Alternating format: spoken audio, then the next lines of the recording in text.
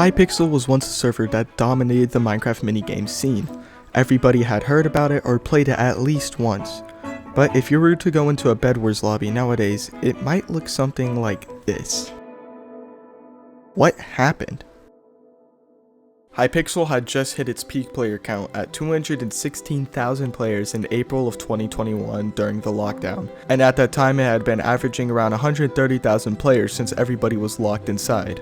This peak player count was thanks to Technoblade and the Skyblock Dante event, in which players would fight for the freedom of Skyblock. But just a month later, Hypixel would never peak above 150,000 players again, and later in November, that number would never reach above 100,000.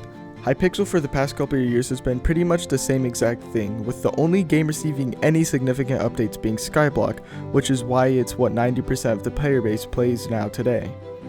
Keep in mind that Hypixel is now more than a decade old, and the games on there haven't really changed that much at all. To keep the server fresh in the past, Hypixel made new games like skywars, bedwars, and skyblocks, but the most recent attempts at this have all ended in complete failure.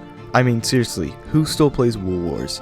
This refusal to innovate with ideas or to update existing games has led to the slow decline of the player base. One could argue that it's just the fan base growing up and not enjoying the game of Minecraft anymore. I could see how this would work with SMPs because those two have been on the decline, but that asks the question, why do so many people still play vanilla Minecraft by themselves and play games like Fortnite and Roblox and still have way more players than Hypixel?